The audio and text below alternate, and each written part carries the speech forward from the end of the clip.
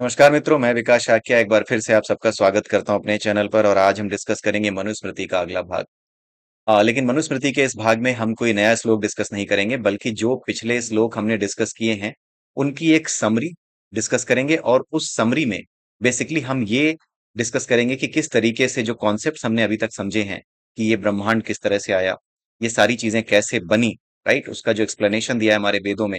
खास करके एक बुक है जो मैं आपको सजेस्ट करूंगा, उसको आप जरूर पढ़िएगा। उसका नाम है द होली साइंस। वो जो द होली साइंस बुक है, वो बुक युक्तेश्वर गिरि जी ने लिखी है, जो कोलकाता के थे, बंगाल के थे। और उन्होंने वो बुक 1885 में लिखी है। 1885 में उस बुक में उन्होंने जो मैग्नेटिज्म है और इलेक्ट्रिसिटी है उसके बारे में ऐसी ऐसी बातें लिखी हैं। इतना ब्यूटीफुल वे में एक्सप्लेन किया है कि अगर आपको ये पता ना हो कि वो 1885 में लिखी गई थी, तो आप यही मानेंगे कि आज की डेट में किसी ने इन चीजों को लिखा है। वर्तमान जो समय में नई खोजें हुई हैं, जो इन्वेंशंस हुए हैं साइंटिफिक फील्ड में, उसको देख करके किसी ने ये बुक लिखी है, ऐसा आपको लगेगा। अगर आपको ये पता ना हो कि 1885 में ये बुक लिखी गई थी, क्योंकि वो 1885 में बुक लिखी थी उन्होंने, और उसके बाद कुछ समय बाद उनकी डेथ भी हो गई थी। और उसके बाद जो है उस बुक को प्रकाशित किया गया। उनके शिष्य थे योगानंद जी, उन्होंने उस बुक को आगे सामने रखा। और उस बुक को पढ़ने के बाद आप you will feel amazing, right, क्योंकि वो बुक 1885 में लिखी गई है, जब इतने बड़े बड़े कॉन्सेप्ट्स उन्होंने खोल दिए जो कि उस समय तक साइंस को पता भी नहीं थे। जैसे इलेक्ट्रॉन की खोज तो हुई है 1897 में, लेकिन उससे पहले ही मैग्नेटिज्म और इलेक्ट्रिसिटी, इन चीजों को लेकर के जैसी जैसी बातें उन्होंने बताई, उन सारी बातों को पढ़ करके यू विल बी मेस्मराइज्ड। ठीक है, तो उन चीजों को आप जरूर पढ़िए, उनको आप जरूर समझिए। और किताब का नाम आप नोट कर लीजिए, that is the holy science. कैबल्य दर्शन उसका नाम हिंदी में है। ठीक है, तो आप इन्हें पढ़ सकते हैं। उसके अलावा मनुस्मृति में आज जो मैं डिस्कस करने जा रहा हूँ, उन चीजों में डिस्कस करने के लिए मैंने कुछ एग्जांपल्स लिए हैं जो आप अपनी रियल लाइफ में एक्सपीरियंस कर सकते हैं, और उनका एक एक्सप्लेनेशन है प्रॉपर कि किस तरीके से ये चीजें, ये इंसिडेंट क्यों होती हैं, ये घटनाएं क्यों होती हैं, ऐसा हमें फील क्यों होता है, राइट। ये सारी चीजें हम एक एग्जाम्पल के तौर पे लेंगे, सो दैट आप कनेक्ट कर पाए मनुस्मृति में जो कॉन्सेप्ट्स आपने पढ़े हैं। ठीक है, लेकिन उससे पहले कुछ चीजें मैं आपको बताना चाहूंगा। जैसे मेरी एक बुक है, बुक मैं आपको दिखाना चाहूंगा। ये मेरी बुक है भगवत गीता, जो जिसका संकलन मैंने किया। मैं आपको बता दूं कि बहुत से क्वेश्चन आ रहे हैं हमारे चैनल पे। मैं अपनी टीम से ही मना कर दूंगा कि ज्यादा जवाब देने की जरूरत नहीं है, क्योंकि कारण ये है कि जिसको समझाया नहीं जा सकता, जिसकी समझ नहीं है, उसको समझाया नहीं जा सकता। जिसकी बुद्धि बिल्कुल उल्टी दिशा में चलती हो, जिसकी वायरिंग ही उल्टी हो, वो पंखा उल्टा ही घूमेगा। तो इस वजह से मैं अपनी टीम से भी अनुरोध करूंगा कि हाँ, ज्यादा जवाब उनको देने की जरूरत नहीं है, क्योंकि एक बड़ा अच्छी बात कही थी मेरे एक दोस्त ने। कल ही मेरी बात हुई थी, मैं आपको बताना चाह रहा था ये चीज, कि कल परसों में मेरे चैनल पे कुछ ऐसे लोग आए थे जो कि मनुस्मृति को लेकर के बहुत सी उल्टी सीधी बातें लिख रहे थे कि तुम ये क्यों बना रहे हो, तुम मक्कार हो, तुम धूर्त हो, तुम बदमाश हो, तुम अच्छे इंसान नहीं हो, तुम जो है एक ब्राह्मणवादी हो। मैं आपको बता दूं कि मैं एक शाक्य हूँ, विकास शाक्य नाम है मेरा। और मैंने शाक्य अच्छा जो जाति है उसमें जन्म लिया है। ये शाक्य जो है ये क्षत्रिय वर्ण के होते हैं, आपने पढ़ा होगा सुद्धोधन के बारे में। उनके पुत्र थे सिद्धार्थ, जो आगे चल के गौतम बुद्ध बने। तो मैंने उसी शाक्य वंश में जन्म लिया है, मैं कोई ब्राह्मण नहीं हूँ। और गौतम बुद्ध के जो वंश है उसमें जन्म लेने के बाद भी बौद्ध धर्म और हमारा जो सनातन धर्म है, इन दोनों की बराबर शिक्षा दीक्षा मेरी हुई है। ठीक है, इन दोनों को बराबर ही मैंने पढ़ा है। इसलिए कोई मुझे ये ना बताए कि हाँ बुद्ध क्या थे, क्योंकि बुद्ध के बारे में एक भी प्रश्न मैंने आपसे पूछ दिया तो आप बगले झांकते घूमेंगे। आपकी हिम्मत नहीं होगी कि आप एक भी सवाल का जवाब दे पाएं अगर बुद्ध के बारे में मैंने आपसे पूछ लिया। मैंने पूछा था, किसी लेडी ने कुछ क्वेश्चन का आंसर किए थे। तो एक खास बात है वामपंथियों की, ये सारे वामपंथी हैं जो कमेंट कर रहे हैं आकर के, वामपंथियों की एक खास बात होती है कि आप उनसे पूछोगे कुछ तो वो जाएंगे कहीं और। They want to keep their questions up, वे अपने प्रश्नों को ऊपर रखना चाहते हैं, वो आपके प्रश्नों का जवाब नहीं देंगे। ये मॉडस ऑपरेंडी है उनकी। मैंने काफी स्टडी किया है वामपंथियों पे। और इनफैक्ट इतनी स्टडी मैं इसलिए कर पाया हूं क्योंकि मेरे कुछ दोस्त ऐसे थे जो वामपंथी थे। मेरे संपर्क में आने के बाद धीरे धीरे उनके अंदर काफी चेंज आए, जैसे जैसे वो मेरे चैनल से जुड़े।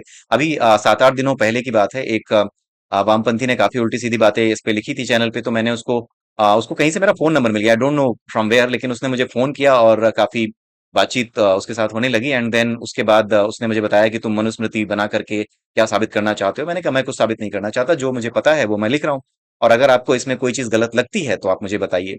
तो उसने जो है बात सुनने की कोशिश नहीं की, बहुत ज्यादा वो बोलता रहा। लेकिन मैंने उससे कहा कि भाई एक बार, मैं सिर्फ एक काम करता हूँ कि जब तक मैं ओवर एंड आउट ना बोल दूं तब तक तो मेरी बात सुनना केवल।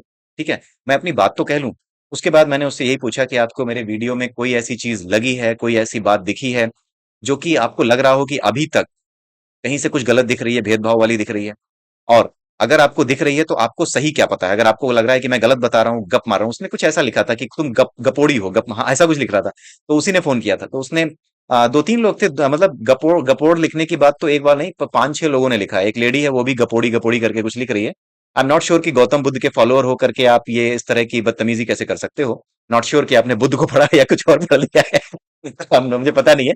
लेकिन आप पता नहीं किस तरह के लोग हैं, आई डोंट नो। लेकिन हाँ, उस व्यक्ति ने मुझसे बात की और उसने कहा कि आप गप मार रहे हैं। मैंने कहा कि गप बोलने से पहले, बोलने से कुछ नहीं होगा, आप मुझे ये बताइए कि कौन सी बात गप है।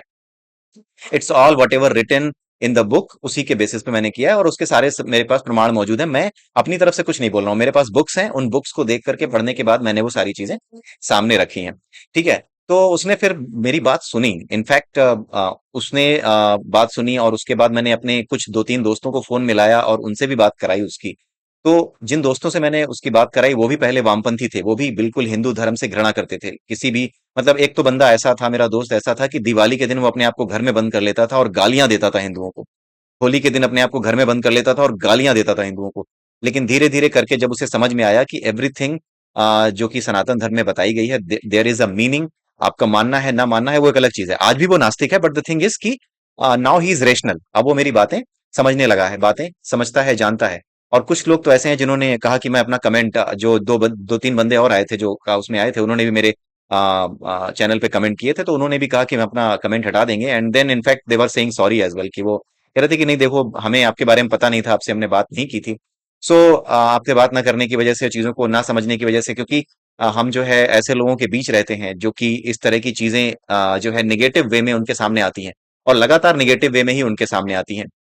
तो जो वामपंथ है उसको लेकर के भी उन्होंने हमें बताया। इन्होंने एक सीक्रेट बात बताई कि जैसे आप लोग फेसबुक वगैरह यूज करते हैं, वैसे ही एक और अलग से हमारा पोर्टल होता है जिसपे हम लॉगिन वॉगिन करते हैं, और वहां पर सारे के सारे षड्यंत्र किए जाते हैं। अब नॉट श्योर कि वो कितना सच बोल रहा था, बट द थिंग इज कि इस तरह की बातें वहां पे थी। तो उस वहां पर क्या होता है कि हमारे स्क्रिप्चर्स को तोड़ मरोड़ करके पेश करके गलत तरीके से सामने रखने के लिए एक प्रोपेगेंडा वहां पे चलाया जाता है, और उस प्रोपेगेंडा को फैलाने का पूरा उसने बताया कि मैकेनिज्म। मैंने कहा वो तो मुझे पता है, क्योंकि जैसे ही कोई बकवास बात आती है तो पूरे देश में एक साथ फैल जाती है। आप फेसबुक पे भी देखेंगे, यूट्यूब पे भी देखेंगे, हर जगह पर एक ही चीज फैली आपको एक साथ दिखाई देगी। राइट। तो ये एक पूरा मैकेनिज्म है उनका, पूरा का पूरा एक जाल है, जिस जाल को उन्होंने बिछा रखा है। फिर मैंने उनसे पूछा कि, मैंने कहा कि तुम वामपंथी थे, अब तुम इतना ज्यादा जो है चीजों में रेशनल हो गए हो, चीजों को समझने लगे हो, तो ऐसा क्या कारण है कि बाकी लोग तुम्हारी तरह के जो है वो क्यों नहीं अपने आप को ठीक कर पा रहे, क्यों जो है रेशनल नहीं हो पा रहे, क्यों वो इतनी घृणा करते हैं, बिना बिना समझे बिना पढ़े वो क्यों आते हैं इस तरह कमेंट करने। उसने एक बड़ी अच्छी बात कही, बहुत अच्छी बात कही। मतलब उसने ये कहा कि विकास भाई, आप ये समझिए कि मैं भी वामपंथी रहा हूं, और मैं जानता हूं कि किस तरह से ब्रेन वॉश किया जाता है। लेकिन वामपंथ की असलियत जानने के बाद मैं उनसे धीरे धीरे दूर होता चला गया, क्योंकि वो कुछ ऐसे स्टूडेंट्स थे जो दिल्ली के कुछ कुछ कॉलेजेस हैं उनके बीच में रहा करता था। उसने बोला कि मतलब पूरी तरीके से ब्रेन वॉश करने का एक प्रॉपर मैकेनिज्म है इनके पास, और उस पे ये लगातार काम करते हैं। तो मैं भी इनके साथ था, लेकिन धीरे धीरे करके मुझे समझ में आया कि मुझे इन लोगों के साथ नहीं रहना चाहिए, बिकॉज ये मेरी सोचने समझने की पावर को, जो मेरी स्वतंत्रता है सोचने समझने की, उसमें घृणा भर रहे हैं। और जब हमारे मन में घृणा भर जाती है, किसी से हेट भर जाती है, तब हम चीजों को सही रूप में नहीं देख सकते। उसकी शिकायत ही यही थी कि जो वामपंथी हैं, जो कम्युनिस्ट हैं, दे से कि they are rational, but the thing is कि रेशनल आदमी कभी भी अपनी हेट और अपने लव के बेसिस पे कोई डिसीजन नहीं लेता। मुझे उसकी ये बात बहुत अच्छी लगी। बिल्कुल एकदम बैलेंस बंदा था। उसने बोला कि विकास भाई, आप कोशिश मत कीजिए इन्हें समझाने की कि तुम जो है इन चीजों को पढ़ के बताओ या कुछ भी, क्योंकि वो आपसे वही क्वेश्चन पूछेंगे जो क्वेश्चंस उनके लिए कंफर्टेबल हैं, उन्हें लगता है कि उनके लिए कंफर्टेबल हैं। मैंने बोला देखो, आंसर तो मैं दे सकता हूं, लेकिन बात यह है कि इन क्वेश्चन में फंस करके या इनका आंसर दे करके मैं अपना समय बर्बाद नहीं करना चाहता, और ये बेवकूफी करने का कोई मतलब नहीं है। उसने बताया, मैंने उसको बोला, मैंने कहा कि आंसर देने का कोई मतलब नहीं, आंसर तो मैं दे सकता हूँ। और मैं अपने चैनल पे भी बहुत से जो मेरे सपोर्टर्स हैं उन्होंने भी बोला कि क्यों आप आंसर देने से हमें क्यों रोकते हैं। मैंने कहा कि देखो यार, अगर चप्पल तुम्हें काटती है तो इसका मतलब ये थोड़ी है कि तुम चप्पल को जाके काटोगे। तो चप्पल अगर आपको काटती है तो आप चप्पल को नहीं काटोगे, ये आपको समझना होगा। तो इसलिए मैंने अपनी टीम के लोगों को मना किया हुआ है कि कोई कमेंट ना करे। कोई एक बंदा है जो भावनाओं में बह जाता है, वो जाकर के कमेंट कर दे रहा है, रिप्लाई दे दे रहा है, क्योंकि हैंडल्स हमने दे रखे हैं अपने चैनल के। सो इस वजह से ऐसा हो रहा है, बट हाँ, आगे चल के ये चीजें नहीं होंगी।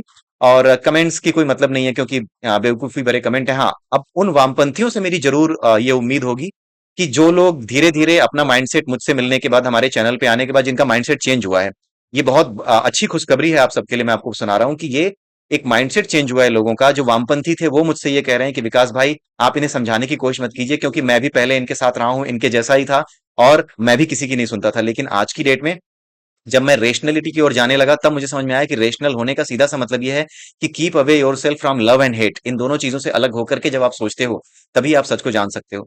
और मैंने उससे पूछा कि मैं इनको समझाने की कोशिश करूं या ना करूं। मैं मजाक में ही पूछा। उसने कहा कि नहीं नहीं, आप इन्हें समझाने की कोशिश मत कीजिए। देखिए, उसने एक बहुत अच्छी बात बोली। उसने बोला कि देखो विकास भाई, जो लोग सो रहे हो, जो सो रहा हो, उसे जगाया जाता है, लेकिन जो सोने का नाटक कर रहा हो ना, उसे नहीं जगाया जा सकता। उसने ये बात मुझे बोली, इतनी दिल को छू गई मेरे। मतलब क्या बात बोली है उसने, कि जो आदमी सो रहा हो उसे जगाया जाता है, लेकिन जो सोने का नाटक कर रहा हो उसे नहीं जगाया जा सकता। कितनी जबरदस्त बात उसने बोली है। और उसके बाद उसने वही बात बोली जो मैंने अभी चप्पल वाली बात बताई, कि चप्पल आपको काटे तो आप चप्पल को थोड़ी काटेंगे। तो I am really become the fan of him. मतलब बहुत अच्छे बातें होती हैं वामपंथियों के पास भी, लेकिन बात यह है कि उनकी वायरिंग जो है ना, हिंदू धर्म के अगेंस्ट स्पेसिफिकली की गई है, because there is a purpose, right. So उन्होंने उसने जो है काफी अच्छी बातें बताई। उसके बाद उसने अपने कमेंट्स भी मेरे चैनल से डिलीट किए, एंड ही सेड सॉरी। मैंने कहा सॉरी की जरूरत नहीं है। एक्चुअली हमें इसी तरीके से चीजों को सीखना और समझना चाहिए। जितने भी वामपंथी अभी आ रहे हैं, फालतू के कमेंट्स करते हैं, मैं बता कुछ और रहा हूँ, मेरे वीडियो के बारे में कुछ नहीं बताते वो। दे ऑलवेज टॉक अबाउट कि जरा ये बताओ मनुस्मृति कब लिखी गई है। एक लेडी तो ये कह रही थी, एक बार साइंस जर्नी वाले चैनल से जाके बात कर लो, वो तुम्हारा सारा नशा उतार देगा। मैंने कहा भाई, मैं किसी को क्यों चैलेंज करूं? मैं कभी किसी को चुनौती नहीं देता, ठीक है। मैं भगवान कृष्ण का भक्त हूं। मैंने उनसे ही सब कुछ सीखा है। भगवान कृष्ण ने कभी किसी को चुनौती नहीं दी। वो कभी चुनौती देने के लिए नहीं गए। उन्होंने सीधे कहा कि मैं कंस को भी चुनौती देने नहीं गया, उसी ने मुझे बुलाया, तब मैंने उसका अंत किया। तो मैं भगवान कृष्ण से प्रेरित हूं। और अगर कोई मुझे चुनौती देगा तो ही मैं उसका उत्तर दूंगा, और नहीं तो फिर चुनौती मैं बिना वजह किसी के साथ बहस करने नहीं जा रहा। मैं किसी को चुनौती देने नहीं जाता, ठीक है। तो इसलिए मुझसे ये उम्मीद ना रखें कि मैं किसी को चुनौती देने जाऊंगा। आपको चुनौती देने का मतलब ही नहीं है, क्योंकि आप तो मेरे वीडियो को ही चुनौती समझ रहे हैं। और कितनी चुनौती दूं? जा करके बताओ साइंस जर्नी वाले को कि ऐसा भी चैनल है, अगर कोई चीज गलत दिखा पाए।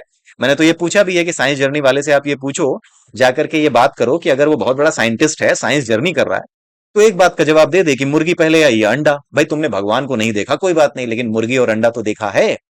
बता दो मुर्गी पहले आई अंडा आई, राइट। या फिर एक बड़ी सी गेंद लो, उसके चारों ओर 9 गेंदों को ठीक उसी तरीके से घुमा के दिखा दो जैसे इस यूनिवर्स में सारे के सारे कण चक्कर लगा रहे हैं, सारे के सारे जो ग्रह चक्कर लगा रहे हैं सूर्य के चारों ओर, आप करके दिखा दो।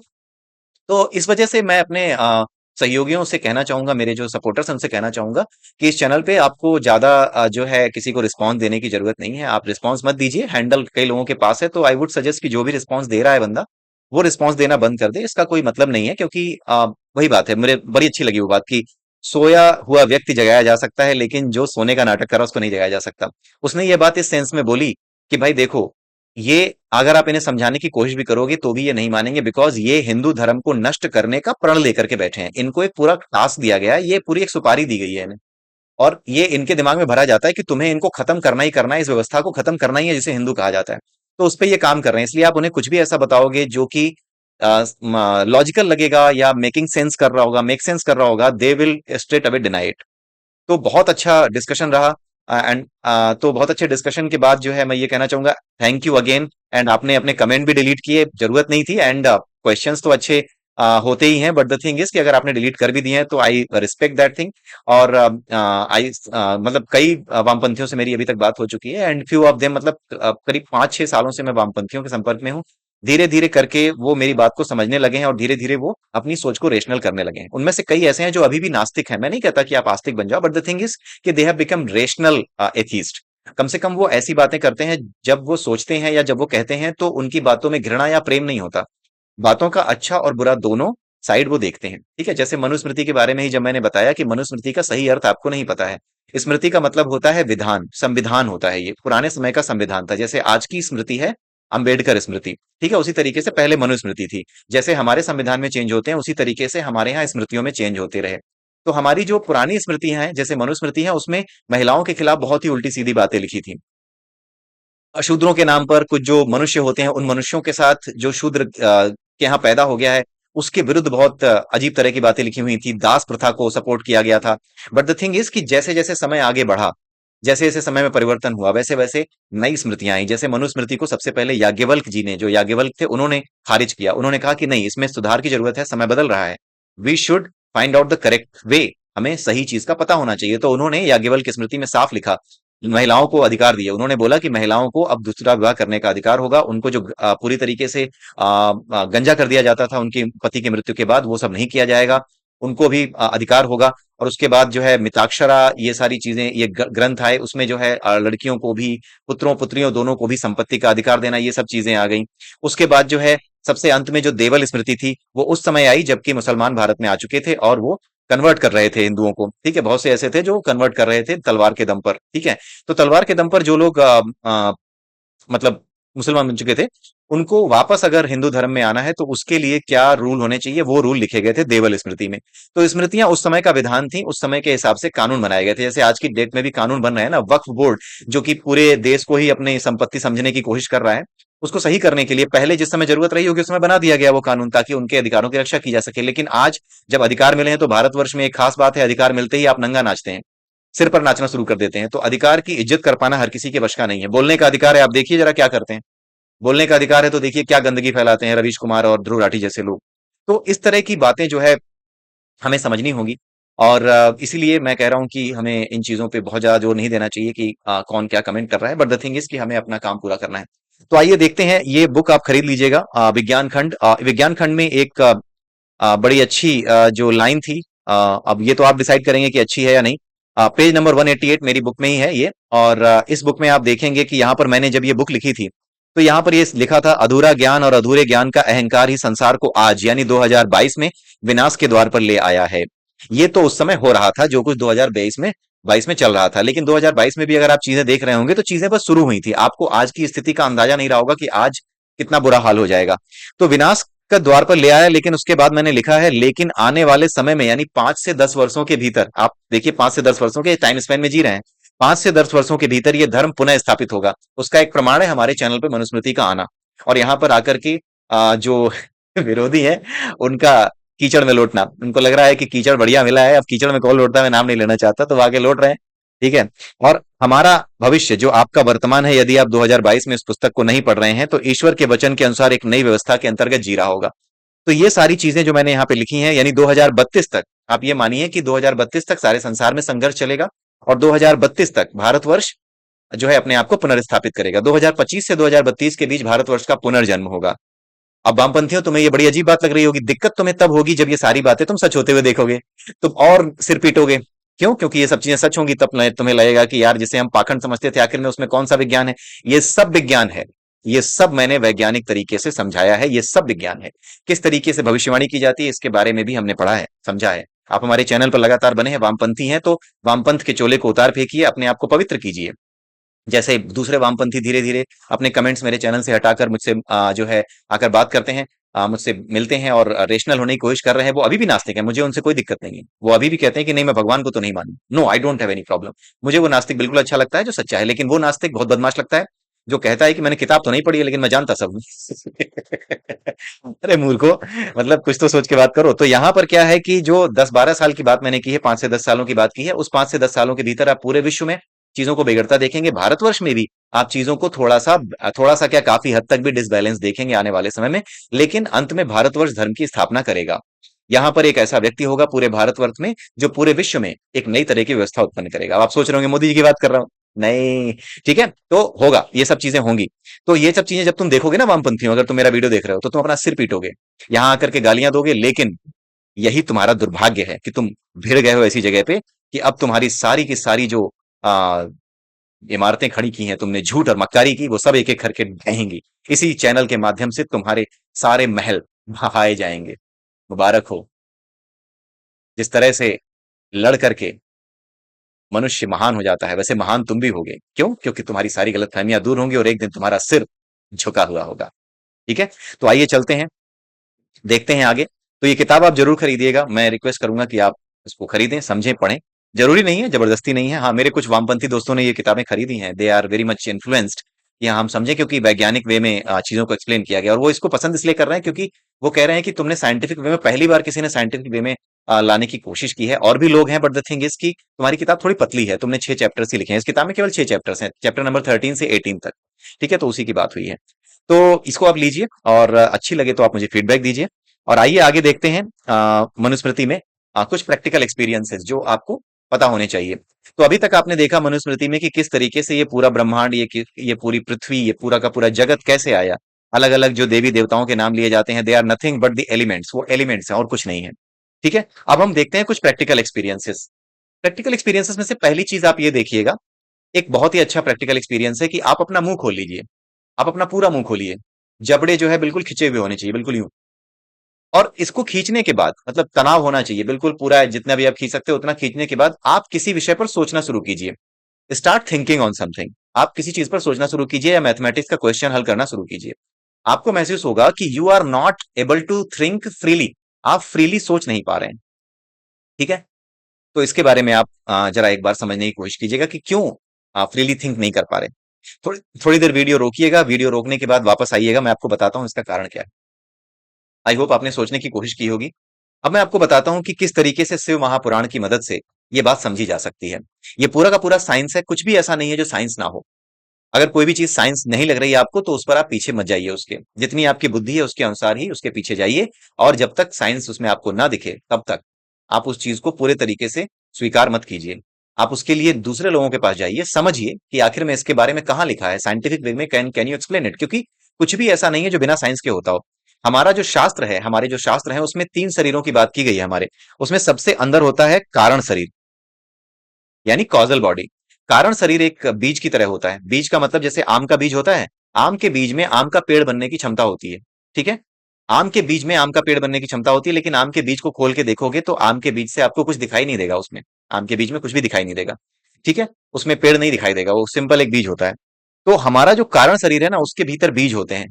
हमारे सामने जो कुछ प्रकट है, मैं, मेरी आंखें, ये सब, ये सारा बीज उसी फोटस में होता है जब मैं कंसीव हुआ होगा। ठीक है, तो कारण शरीर होता है, उसके ऊपर होता है सूक्ष्म शरीर। ठीक है, कारण शरीर के ऊपर होता है सूक्ष्म शरीर। सूक्ष्म शरीर क्यों होता है कारण के ऊपर? क्योंकि कारण के ऊपर, जैसे कि आपके बीज के ऊपर आपकी कोपलें निकलना शुरू होती हैं, तने, फल अभी आए नहीं है। जब तक फल नहीं आते तब तक आप ये समझ जाइए उसकी तुलना आप सूक्ष्म शरीर से कर सकते हैं, उस पेड़ की। सूक्ष्म शरीर में क्या होता है, आवश्यक चीजें होती हैं जो आपको मोटिवेट करती हैं, जो आपको हेल्प करती हैं चीजों को करने में। जैसे उसमें मन होता है, उसमें बुद्धि होती है, उसमें अहंकार होता है, ये सारी चीजें होती हैं। ईगो और आपकी बुद्धि, इंटेलेक्ट, आपका माइंड, ये सारी चीजें होती हैं। तो सूक्ष्म शरीर में ये सारी चीजें होती हैं। उसके बाद आता है हमारा भौतिक शरीर। ठीक है, भौतिक शरीर, स्थूल शरीर। तो स्थूल शरीर, सूक्ष्म शरीर और कारण शरीर, ये हमारे खुद हमारे वेदों में ये चीज बताई गई है कि बिना कारण के कुछ नहीं होता। तुम क्या बताओगे विज्ञान से सब कुछ है? हमारा वेद कहता है कि विज्ञान से ही सब कुछ है, बिना कारण के कुछ नहीं है। लेकिन तुम तो पढ़ोगे नहीं, क्यों? क्योंकि तुम तो परम गधे हो। तुम्हें तो बिना जाने सब कुछ पता है। तो गधों के सरदार हो तुम, तुम्हें तो समय पढ़ना है नहीं। तो इस वजह से तुम्हें बिना जाने पता लग जाता है। बिना जाने कोई व्यक्ति कैसे क्लेम कर सकता है कि मैं सब जानता हूं? अपने कोर्स की किताबें तक जो मूर्ख रट रट के पास हुए हैं, वो मूर्ख यहाँ कहते हैं हमने वेद और पुराण समझे। क्या बात करते हो यार। ठीक है, तो आइए देखते हैं। सबसे पहले ध्वनि आई। ठीक है, इसके बेसिस पे हम ये एक्सप्लेन करेंगे कि why you can't think freely when your mouth is open. उसके बारे में शिव महापुराण में बड़े अच्छे से बताया गया है कि सबसे पहले इस संसार में ध्वनि आई। ध्वनि क्यों आई? ध्वनि का मतलब होता है तरंग। और आपने पहले भी जो हमने मनुस्मृति में पुराने एपिसोड बनाए हैं, उन एपिसोड्स में आपने देखा है कि वो जो तत्व है जिसे हम गॉड पार्टिकल कहते हैं, ठीक है, वो गॉड पार्टिकल कुछ नहीं करता। That particle is stable. अचानक से क्या होता है, उसमें एक कंपन उत्पन्न होता है, एक वाइब्रेशन उत्पन्न होता है। उस वाइब्रेशन की वजह से एक तरंग बनती है, एक वेव बनती है। वो वेव इधर की ओर भी खिंचती है और इधर की ओर भी खिंचती है। बेसिकली ऐसे आप समझ जाओ कि बीच में एक तार है, यहां पर आपने तार को क्या किया, खींच करके छोड़ दिया, तो दोनों ही तरफ तरंगे दौड़ने लगती हैं। अगर दोनों तरफ तरंगे दौड़ने लगती हैं तो दोनों में क्या होगा, एक कंपन उत्पन्न होगा। कंपन है तो ध्वनि होगी। कुछ कंपन ऐसे होते हैं, कुछ फ्रीक्वेंसी ऐसी होती हैं जिनको ध्वनि हम नहीं सुन सकते। क्यों? क्योंकि वो हमारी अल्ट्रासोनिक वेव होती हैं। कुछ ऐसी होती हैं जो जो है आगे की होती हैं, पराश्रव्य तरंगे होती हैं, उनको भी नहीं सुन सकते। ठीक है, लेकिन ये ध्वनि ही सबसे पहली चीज है जो सबसे पहले उस कंपन से, जो कि गॉड पार्टिकल ने किया, उस पर उत्पन्न होती है और एक तरफ इधर भागती है और एक तरफ इधर भागती है। जिस तरफ ये भागती है, जो इधर की ओर भागती है, लेफ्ट हैंड साइड पे इधर होता है प्रेम, यानी आपका बुद्धि। यहां पर बुद्धि होती है और इस साइड मन का निर्माण होता है। मन के निर्माण की वजह से वो अपने लायक तत्वों का निर्माण करता है, कणों का निर्माण करता है। क्यों? क्योंकि सब कुछ लाइट से है। ये जो तरंग है ना, ये लाइट वेव फाइनली बन जाती है। लाइट वेव की खासियत ये है कि वो क्या होती है, एक स्पेसिफिक तरंग पे कोई चीज लाइट बन जाती है। तो साइंस में आपने पढ़ा ही होगा भाई, इसमें कुछ समझाने की जरूरत नहीं है। एक स्पेसिफिक तरंग दैर्ध्य होती है, एक स्पेसिफिक तरंग होती है। तरंग दैर्ध्य का मतलब तरंग। तो लाइट की तरंगों की यानी कि वेव्स की एक स्पेसिफिक वेवलेंथ होती है। तो एक स्पेसिफिक वेव, वामपंथियों कैसा लग रहा है? तो ये जो वेवलेंथ है ना मुझे तुम्हारे मजे लेने में बड़ा मजा आ रहा है भाई। तो यहाँ पे क्या है कि इसमें जो तरंग है एक स्पेसिफिक तरंग दैर्ध्य पर आकर के ये फैलना शुरू होती है। तो वो जो स्पेसिफिक तरंग दैर्ध्य होती है, स्पेसिफिक वेवलेंथ होती है, उसी को क्या कहते हैं? दृश्य तरंग कहते हैं। वो लाइट वेव होती है। और लाइट की दो प्रकृति होती है, एक होता है कण प्रकृति, एक होती है तरंग प्रकृति। ये जो है डुअल नेचर का होता है, ये आपने साइंस में पढ़ा होगा वामपंथियों। तो ये जो है डुअल नेचर का होता है। तो डुअल नेचर का होने की वजह से ये जो है कण के रूप में भी होता है और वेव के रूप में भी होता है, ठीक है। चलो सीरियस हो जाते हैं। तो वेव और पार्टिकल दोनों के फॉर्म में होता है, जिसकी वजह से क्या होता है कि ये कणों के रूप में जब इधर भागता है तो कणों को सम्मिलित रूप से माया कहा जाता है। कणों पर प्रकाश पड़ता है तब वो क्या बन जाते हैं? एक स्पेसिफिक लाइट वेव बन जाते हैं। तो हम सब प्रकाश का शरीर है और कुछ नहीं, एवरीथिंग इज लाइट। आपने पढ़ा होगा, आप उनको पढ़ लीजिए, आइंस्टीन को पढ़ लीजिए, आप जो है हमारे नए साइंटिस्ट जो भी रहे हों उनको पढ़ लीजिए, ठीक है। तो ये जो तरंग है, इस तरंग की वजह से ही ध्वनि है। इसीलिए आप देखिए कि शिव महापुराण कितना वैज्ञानिक तरीके से, मतलब पूरा विज्ञान पूरे विश्व का खोला गया है, पूरी सृष्टि का खोला गया। उसमें बताया गया सबसे पहले ध्वनि आई। तो सबसे पहले ये तरंग पैदा होती है, इसकी वजह से ये ध्वनि आती है। और शिव महापुराण में भी यही बात बताई गई है कि वो एक था, उसने अनेक होने की इच्छा की। ये एक से अनेक होने की इच्छा, यही तरंग का वाइब्रेशन का शुरू होना है।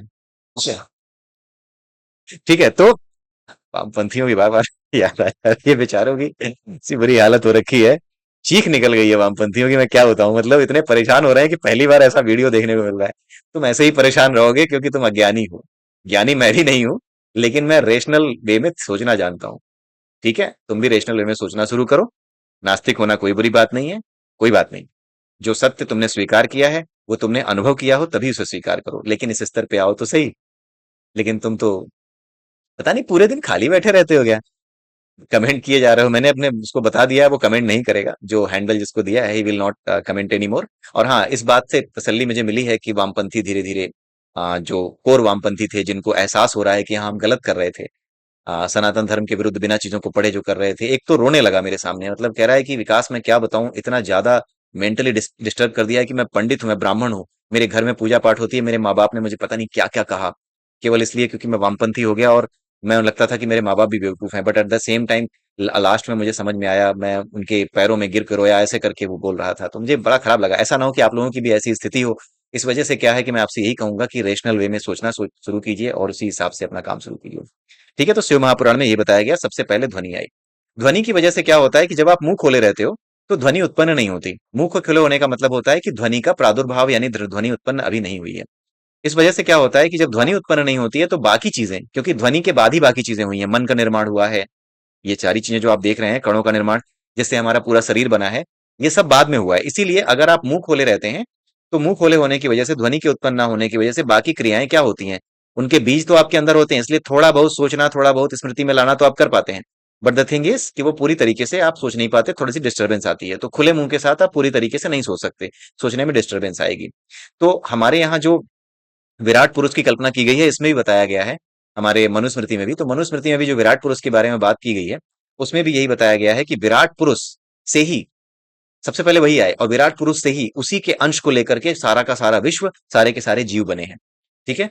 तो जो विराट पुरुष है, उस विराट पुरुष का जो मुंह है, राइट, वो भी सबसे पहले शब्द ही उत्पन्न करता है। तो मुंह कुछ और नहीं है, कि ऐसा नहीं है कि वो कहीं कोई विराट पुरुष खड़ा है। एक स्ट्रक्चर आपको इमेजिन करना है, वो विराट पुरुष का स्ट्रक्चर है। इनफैक्ट हम जो लोग रह रहे हैं ना, हम लोग विराट पुरुष के पेट में रह रहे हैं, आप ऐसे समझो। तो ये पूरा का पूरा जो यूनिवर्स है, यही क्या है, ये एक स्ट्रक्चर है विराट पुरुष का। तो उस विराट पुरुष में सबसे पहले ध्वनि उत्पन्न हुई, तो क्योंकि उस विराट पुरुष से ही सब कुछ बना है, तो जो उसका नेचर होगा, यानी सबसे पहले ध्वनि आती है, वही हमारा नेचर होगा। तो सबसे पहले ध्वनि के लायक जब तक हम नहीं होंगे, यानी अपना मुंह बंद नहीं करेंगे, तब तक हम सोच नहीं पाएंगे। क्योंकि मुंह बंद होने का मतलब है अब पदार्थ के साथ आप जुड़ गए और अब ध्वनि उत्पन्न हो सकती है, ठीक है। इसी वजह से आप सोचते समय अगर आप मुंह खोल लें तो you can not think freely, आप सही से सही सोच पाएंगे। आप ये करके देखिएगा। वामपंथी आप ना करना चाहें तो ना करें, क्योंकि आपके कुछ बहम दूर होने लगेंगे तो आपको और दिक्कत होगी, ठीक है। तो तुम लोग यार ऐसे ही अपना लगे रहो, ठीक है। अब दूसरी आती है बात समानांतर ब्रह्मांड की। ये देखिए नीचे मैंने लिख दिया है, हमारा शरीर ही ब्रह्मपुरी है। अब हम दूसरे बात करते हैं समानांतर ब्रह्मांड की। तो समानांतर ब्रह्मांड क्या होता है? होता यह है कि आप एक एग्जाम्पल देखिए, छोटा सा एग्जाम्पल मैं आपको दे रहा हूं। आपने एक मूवी देखी होगी, नहीं भी देखी है तो आपको नाम पता होगा, उसका नाम है शहंशाह, जो अमिताभ बच्चन जी की है। तो शहंशाह मूवी में एक डायलॉग है, रिश्ते में तो हम तुम्हारे बाप। क्या होगा इसके आगे? बहुत से लोगों को यही पता है कि रिश्ते में तो हम तुम्हारे बाप लगते हैं, ये है। बट द थिंग इज कि ये डायलॉग नहीं है। आप अभी चला के देखिएगा, रिश्ते में तो हम तुम्हारे बाप लगते हैं ये नहीं है, रिश्ते में तो हम तुम्हारे बाप होते हैं, ये है असली डायलॉग। और आपको वास्तव में कहीं पर भी ये डायलॉग नहीं मिलेगा कि रिश्ते में तो हम तुम्हारे बाप लगते हैं, ये कहीं नहीं मिलेगा। कुछ लोगों ने ज्ञान देना शुरू किया कि अरे नहीं, ये बोलने चालने की भाषा में लगते हैं आ जाता है, इसलिए जो है लगते हैं चला जाता होगा। मैंने कहा भाई, अमिताभ बच्चन जैसा बंदा जिसने खुद ही अपनी फिल्म में काम किया हो, उनसे भी एक बार पूछा गया कौन बनेगा करोड़पति में, वीरेंद्र सहवाग आए थे, उन्होंने पूछा था कि आप अपनी सबसे फेमस मूवी का जो सबसे फेमस डायलॉग है ना, वो सुना दीजिए, रिश्ते में तो हम तुम्हारे बाप। तो अमिताभ बच्चन ने भी जब ये डायलॉग सुनाया, तो रिश्ते में तो हम तुम्हारे बाप लगते हैं यही बोला। अब जरा सोचिए कि जिस व्यक्ति ने अपनी फिल्म में काम किया हो, इतना ज्यादा असर हो जाएगा भ्रम का कि वो जो है अपनी डायलॉग को भी सही नहीं बोलेगा। उन्होंने भी लगते हैं ही बोला, जब बाद में देखा गया तो इट वाज होते हैं। राइट? तो आपको क्या लगता है कि क्या असली डायलॉग क्या था? रिश्ते में तो हम तुम्हारे बाप लगते हैं था, या रिश्ते में तो हम तुम्हारे बाप होते हैं ये था? असली डायलॉग है रिश्ते में तो हम तुम्हारे बाप होते हैं, लेकिन वो भी गलत नहीं है। कारण ये है, इसको एक्सप्लेन किया जाता है मंडेला इफेक्ट के बेसिस पे। मंडेला इफेक्ट का कहना यह है कि हमारा जो मंडेला इफेक्ट के अलावा, हमारी मंडेला इफेक्ट तो आज के साइंस की बात है, उसके अलावा हमारी जो रामायण है, उस रामायण में भी ये बात कही गई है समानांतर ब्रह्मांड की। कहाँ कही गई है? जब भगवान श्री राम जब इस धरती से जा रहे थे, तो हनुमान जी ने कहा कि मैं भी आपके साथ चलूंगा। तो भगवान श्री राम कहते हैं कि नहीं, तुम मत चलो, तुम यहीं रह करके मेरे भक्तों की सेवा करो, उन्हें तुम्हारी मदद की जरूरत पड़ेगी, क्योंकि धरती पे राक्षस असुर बढ़ते जाएंगे धीरे धीरे। त्रेता है, द्वापर आएगा, कलयुग आएगा, तो उनकी मदद करनी पड़ेगी। तो हनुमान जी जिद ठान के बैठे, नहीं मुझे चलना है, मैं वहां रह के भी कर लूंगा। तो राम जी ने कहा कि ठीक है, अच्छा तुम मान नहीं रहे हो, तुम एक काम करो। उन्होंने अपनी अंगूठी निकाली और पाताल में गिरा दी, पाताल में भेज दी। पाताल यानी कि एक अलग डायमेंशन पर रहने वाली फ्रीक्वेंसी वेव्स, वो पाताल हैं। कोई ऐसी जगह नहीं है जिसको आप पाताल कहते हैं। There is a certain frequency, उस फ्रीक्वेंसी रेंज में रहने वाले या उस फ्रीक्वेंसी रेंज की जगहों को पाताल कहा जाता है। राइट?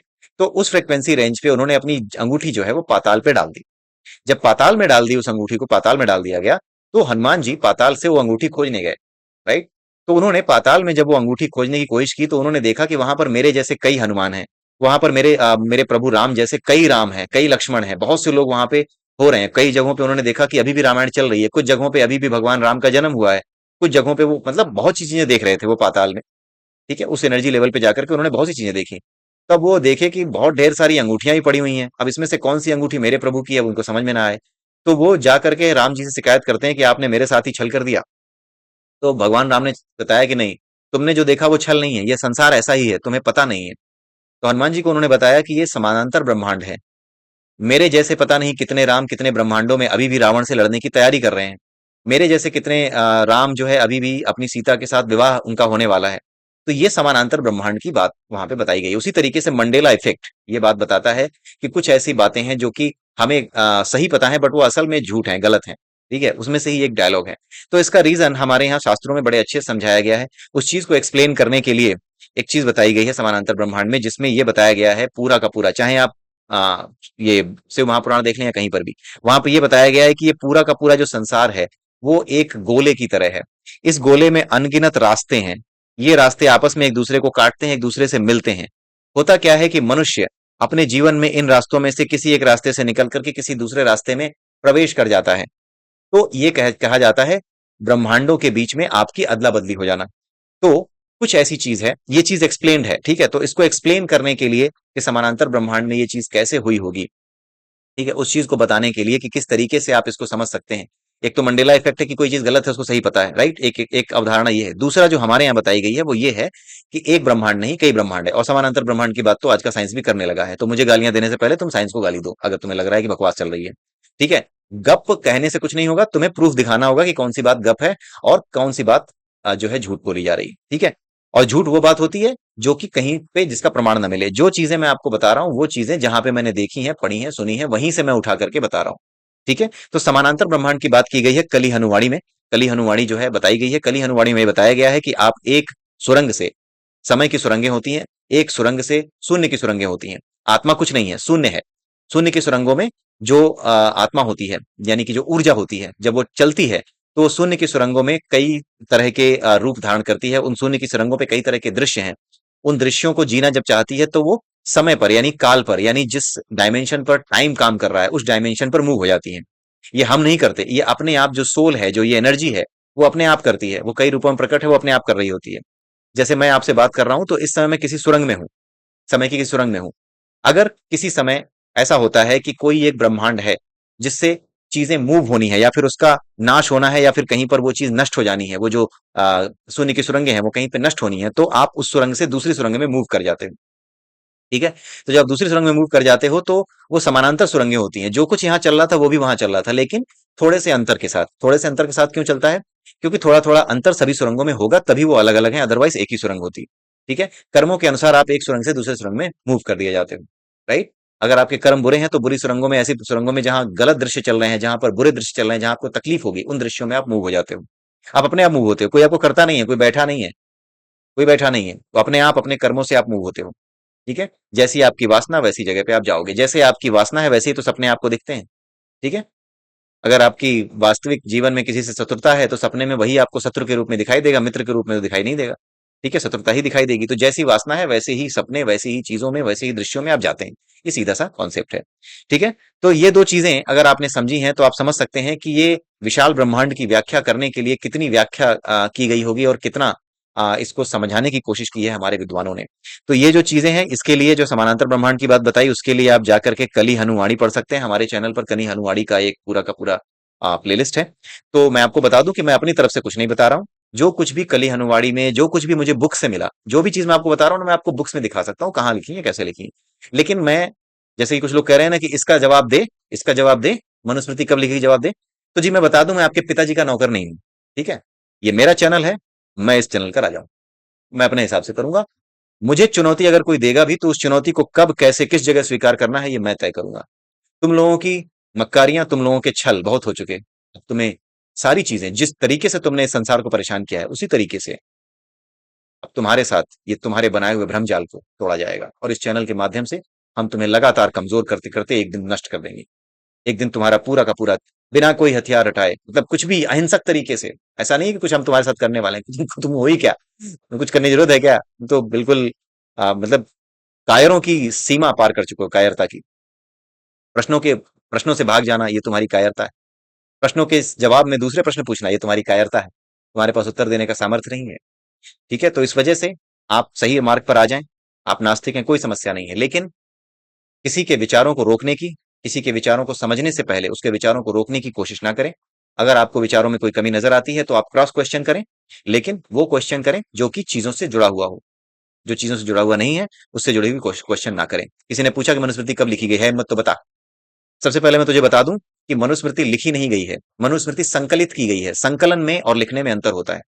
न्यूटन ने जब गुरुत्वाकर्षण के बारे में अपनी थीसिस लिखी, अपनी बातें लिखी, अपनी बातें बताई, तो वो न्यूटन ने लिखी नहीं थी, वो न्यूटन ने संकलित किया था प्रकृति के एक नियम को। उसी तरीके से मनुस्मृति में जो भी लिखा हुआ है वो वेदों का निचोड़ है। जो नियम लिखे हैं, जो बातें बताई हैं प्रकृति से रिलेटेड, ब्रह्मांड से रिलेटेड, वो निचोड़ है कि कैसे ये सब बना है। उसके आगे जो कुछ उन्होंने लिखा है वो सामाजिक नियम लिखे हैं। सामाजिक नियम वेदों का हिस्सा नहीं है। मैं आपको बता दूं, आपको सामाजिक नियम वेदों में नहीं मिलेंगे। सामाजिक नियम वेदों का हिस्सा नहीं है। सामाजिक नियम स्मृतियों का हिस्सा है, और सामाजिक नियमों में परिवर्तन होते रहे हैं, यही स्मृतियों का पर्पस था। ठीक है। तो आगे अगले वीडियो में फिर मिलेंगे। आई होप कि आपको ये वीडियो समझ में आया होगा, सही लगा होगा। अगले वीडियो में फिर मिलते हैं, तब तक के लिए जय श्री राम, जय श्री कृष्णा, जय श्री राधे। और वामपंथियों, कैसा लगा?